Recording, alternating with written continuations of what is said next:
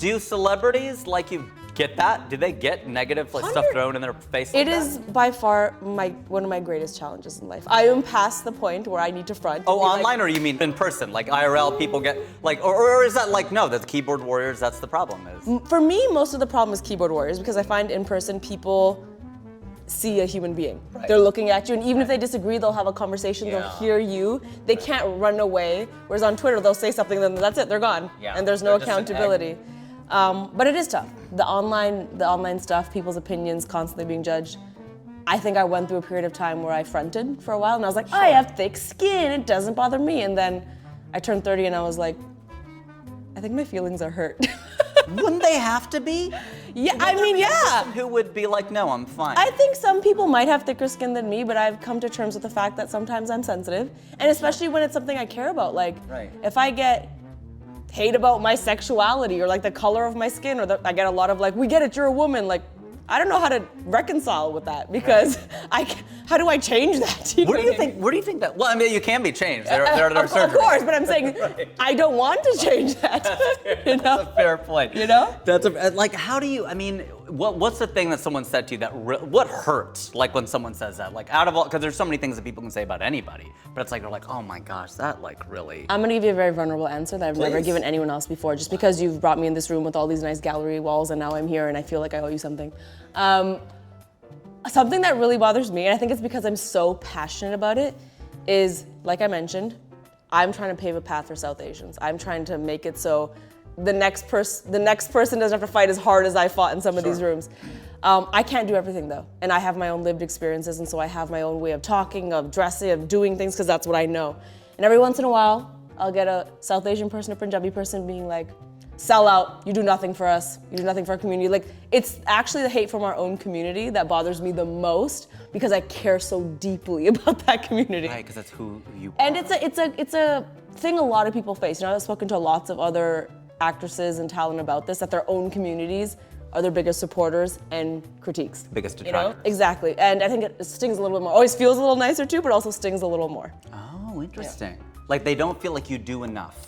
They don't feel like I do enough, or I'm not doing it how they might do it, or the way they want it to be done. How do they want it to be done? I think in a way that aligns with their upbringing, right? I think one of the hard parts of being a minority is that inevitably you're representing so many people. Like there's over 1 billion Desis. Which is why a friend of mine always says, let's stop calling ourselves minorities. Exactly. Because we're not the minority. But my experience growing up is gonna be still different from yours because we're still individuals, right? So when I'm making my YouTube videos and I'm talking about how my parents raised me and the things they might say to me and how strict they were, I'm just talking about my experience. Right. But I'll get a comment being like, stop portraying Indian parents like that. Mine are nothing like that. And that's where I'm like, it doesn't mean that mine aren't though, so it's tough when you're representing so many people. And it's also tough when there's so many causes in the world. I think one of the tough things today is that everyone's really passionate about causes, whether it's, the very important farmer protest, whether it's like women's education, whether it's about X, Y, Z. I'm still one person, I can't solve everything, and I think people, when there's only a few of people that look like you in the spotlight, you are kind of pressured to solve everything. Sure. Do you think that'll change? Absolutely not. I love the optimism. That's great. Not. Should it change? Or is there a point to that? Realistically, I don't think it will. And part of my healing process has been understanding where that person is coming from.